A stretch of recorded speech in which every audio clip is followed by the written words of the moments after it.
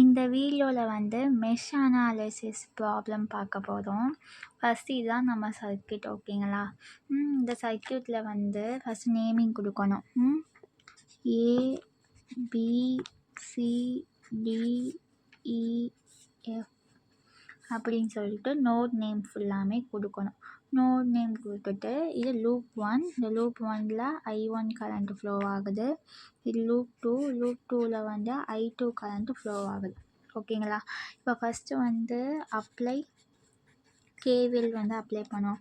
Apply KVL to loop 1, அதாவது ABEFA, ஓகேங்களா? ABEFA, okay. இப்போ கேவிஎல் அப்ளை பண்ணோமா, ஷார்ட் ட்ரிக் யூஸ் பண்ணுவோமா? 5 + 2 7, அப்போ 7 I1. நெக்ஸ்ட்டு காமன் ரெசிஸ்டன்ஸ் வந்து 2 -2 I2 ஈக்குவல் டு கரண்ட் வந்து மைனஸ்லேருந்து ப்ளஸ் போகுது, அப்போ +10. ஈக்குவேஷன் நம்பர் 1 முடிஞ்சு. Next apply KVL to loop 2 BCDEB. இப்போ இதுக்கு ஷார்ட் ட்ரிக் அப்ளை பண்ணுவோம். 4 I2, sorry 4 + 2 6 I2. Next common வந்து 2 -2 I1. கரண்ட் வந்து மைனஸ்லேருந்து ப்ளஸ் போகுது, அப்போனா என்னது? மைனஸ்லேருந்து ப்ளஸ் போச்சுன்னா ப்ளஸ்ஸு. இங்கே வோல்டேஜ் நான் எழுதலையோ? ஆமாம்,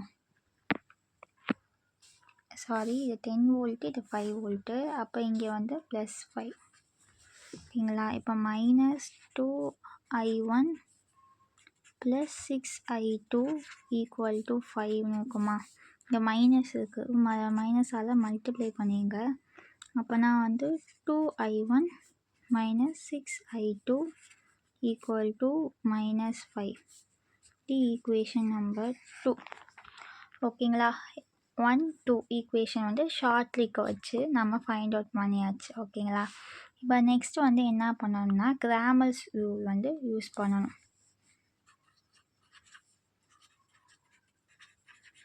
கிராமர்ஸ் ரூல், ஓகேங்களா? கிராமர்ஸ் ரூல் எப்படி யூஸ் பண்ணுவோம்? முதல்ல ஒரு மேட்ரிக்ஸ் எழுதுவோம். 7 - 2, next 2 - 6 I1 I2 equal to 10 - 5, ஓகேயா? முடிஞ்சா? ஃபஸ்ட்டு டிட்டர்மினன்ட் வேல்யூ கண்டுபிடிக்கணும், டெல்டா வேல்யூ. அப்போ 7 - 2 2 - 6, அப்போ 6 7s எவ்வளோ? 5 7s 35, 6 7s 42, -42 minus into minus plus ஆயிரும் 4, ஓகேங்களா?